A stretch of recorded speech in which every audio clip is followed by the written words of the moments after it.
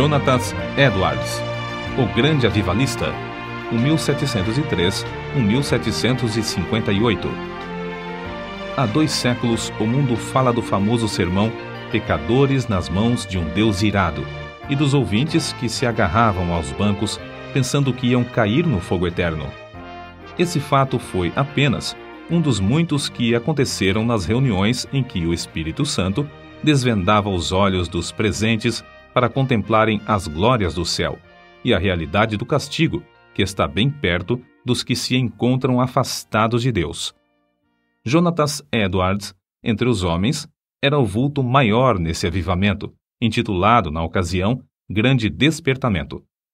Sua vida é um exemplo destacado de consagração ao Senhor para o desenvolvimento maior do intelecto e, sem qualquer interesse próprio, de deixar o Espírito Santo usar o mesmo intelecto como instrumento nas suas mãos.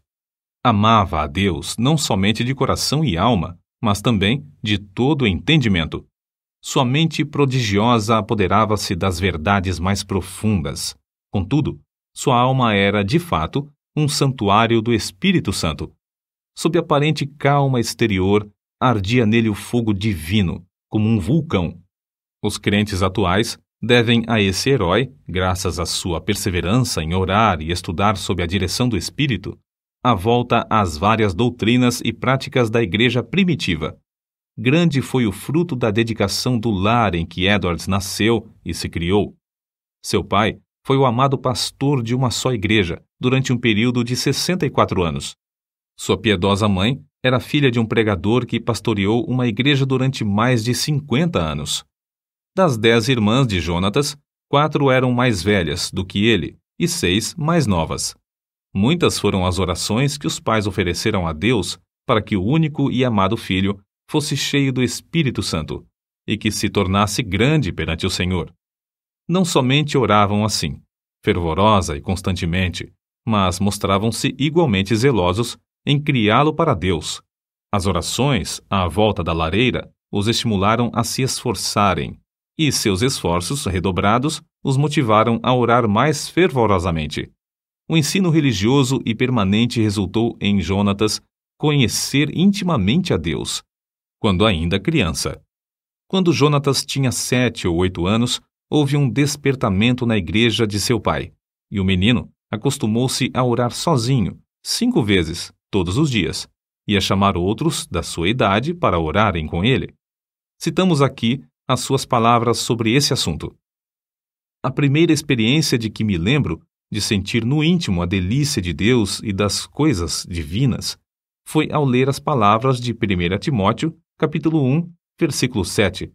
Ora, ao Rei dos séculos, imortal e invisível, ao único Deus, seja honra e glória para todo sempre. Amém. Sentia a presença de Deus até arder o coração e abrasar a alma de tal maneira que não sei descrevê-la. Gostava de passar o tempo olhando para a lua e, de dia, contemplar as nuvens e os céus.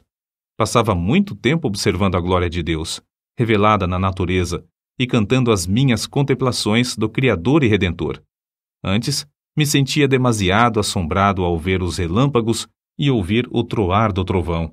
Porém, mais tarde, eu me regozijava ao ouvir a majestosa e terrível voz de Deus na trovoada. Antes de completar 13 anos, iniciou seu curso em Yale College, onde, no 2º ano, leu atentamente Ensaios sobre o Entendimento Humano, a famosa obra de Locke. Vê-se, nas suas próprias palavras acerca dessa obra, o grande desenvolvimento intelectual do moço. Achei mais gozo nisso do que o mais ávido avarento em ajuntar grandes quantidades de ouro e prata de tesouros recém-adquiridos. Edwards, antes de completar 17 anos, diplomou-se no Yale College, com as maiores honras. Sempre estudava com esmero, mas também conseguia tempo para meditar na Bíblia diariamente. Depois de diplomar-se, continuou seus estudos em Yale durante 2 anos e foi então separado para o ministério. Foi nessa altura que seu biógrafo escreveu acerca de seu costume de dedicar certos dias para jejuar, orar e examinar-se a si mesmo. Acerca da sua consagração, com a idade de 20 anos, Edwards escreveu: Dediquei-me solenemente a Deus, e o fiz por escrito, entregando a mim mesmo e tudo o que me pertencia ao Senhor, para não ser mais meu qualquer sentido, para não me comportar como quem tivesse direitos de forma alguma, travando, assim, uma batalha com o mundo, a carne e Satanás, até o fim da vida. Alguém assim se referiu a Jonatas.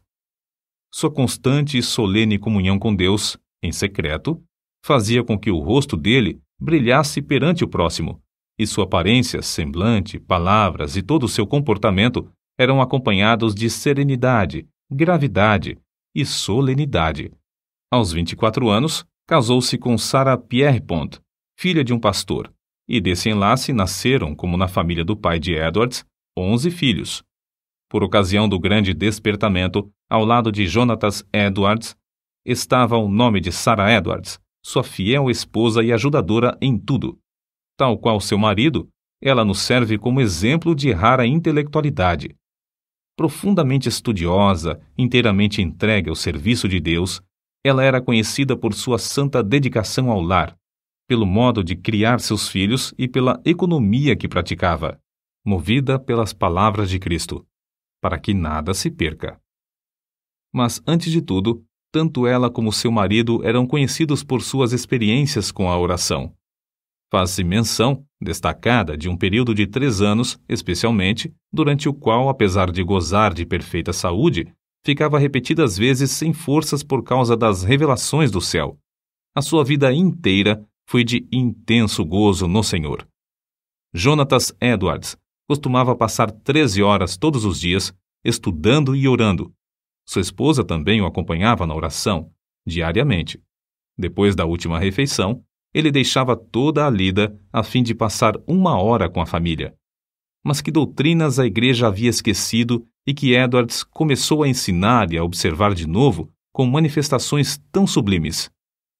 Basta uma leitura superficial para descobrir que a doutrina a qual deu mais ênfase foi a do novo nascimento, apresentando-a como uma experiência certa e definida, em contraste com a ideia da Igreja Romana e de várias denominações. O evento que marcou o começo do grande despertamento foi uma série de sermões feitos por Edwards sobre a doutrina da justificação pela fé, que fez os ouvintes sentirem a verdade das Escrituras. O foco de seus sermões era de que toda a boca ficará fechada no dia do juízo e que não há coisa alguma que, por um momento, evite que o pecador caia no inferno, senão o bel prazer de Deus. É impossível avaliar o grau do poder de Deus derramado para despertar milhares de almas para a salvação, sem primeiro nos lembrarmos das condições das igrejas da Nova Inglaterra e do mundo inteiro nessa época. Quem até hoje não se admira do heroísmo dos puritanos que colonizaram as florestas da Nova Inglaterra? Passara, porém, essa glória e a igreja, indiferente e cheia de pecado, encontrava-se face ao maior desastre. Parecia que Deus não queria abençoar a obra dos puritanos, obra que existiu unicamente para a sua glória. Por isso, no mesmo grau em que havia coragem e ardor entre os pioneiros, houve entre os filhos perplexidade e confusão. Se não pudessem alcançar de novo a espiritualidade, só lhes restava esperar o juízo dos céus. O famoso sermão de Edwards, Pecadores nas mãos de um Deus irado, merece menção especial. O povo, ao entrar para o culto, mostrava um espírito leviano e mesmo de desrespeito diante dos 5 pregadores que estavam presentes. Jonatas Edwards foi escolhido para pregar. Era homem de 2 metros de altura, seu rosto tinha aspecto quase feminino e o corpo magro de jejuar e orar. Sem quaisquer gestos, encostado num braço sobre a tribuna, segurando o manuscrito na outra mão, falava com voz monótona. Discursou sobre o texto de Deuteronômio, capítulo 32, versículo 35, ao tempo em que resvalara o seu pé.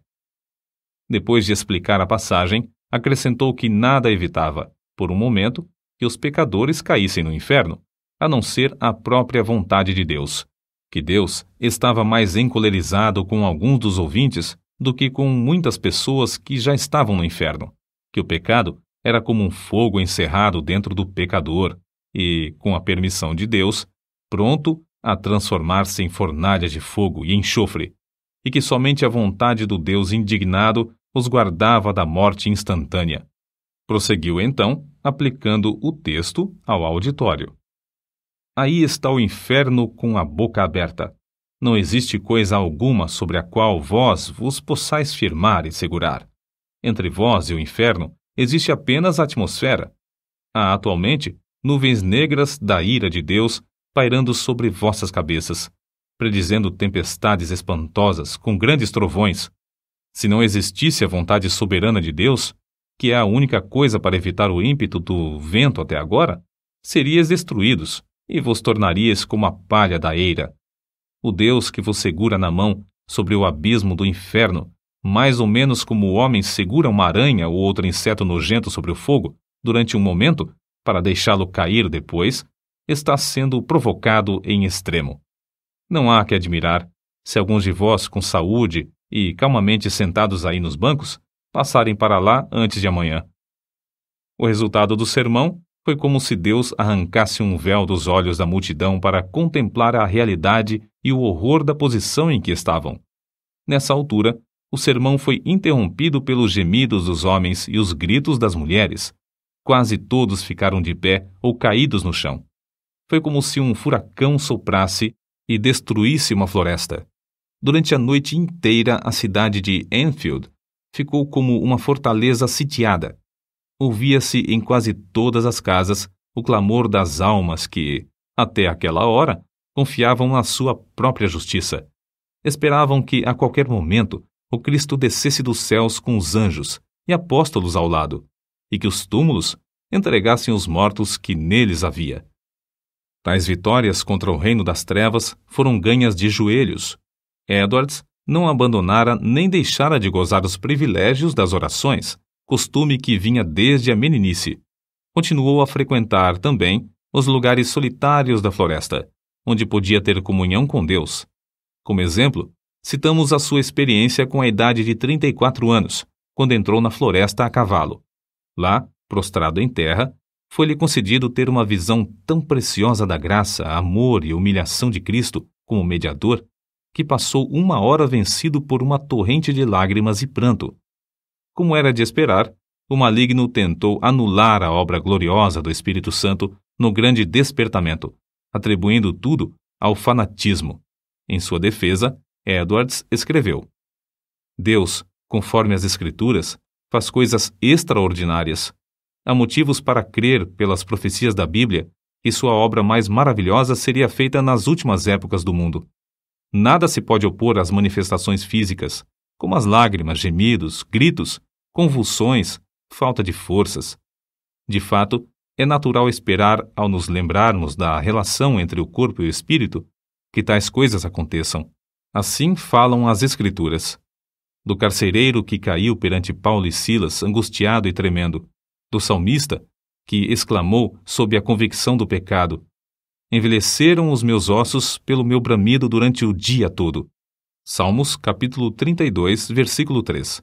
Dos discípulos que, na tempestade do lago, clamaram de medo.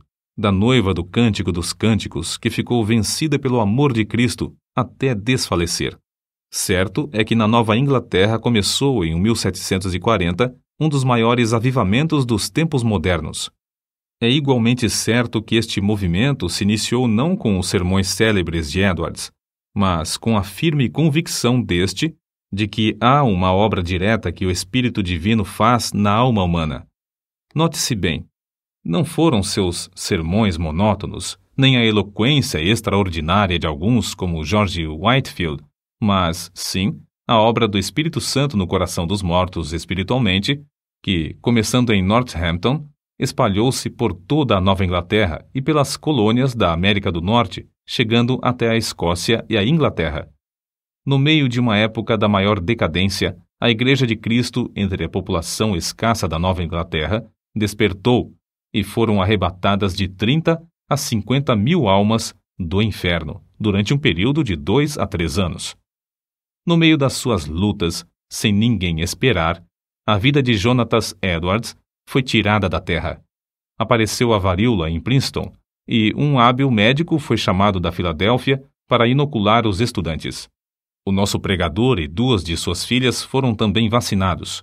Na febre que resultou, as forças de nosso herói diminuíram gradualmente até que, 1 mês depois, faleceu. Assim diz um de seus biógrafos. Em todo o mundo onde se falava o inglês, era considerado o maior erudito desde os dias do apóstolo Paulo ou de Agostinho. Para nós, a vida de Jonatas Edwards é uma das muitas provas de que Deus não quer que desprezemos as faculdades intelectuais que Ele nos concede, mas que as desenvolvamos, sob a direção do Espírito Santo, e que as entreguemos desinteressadamente para o seu uso.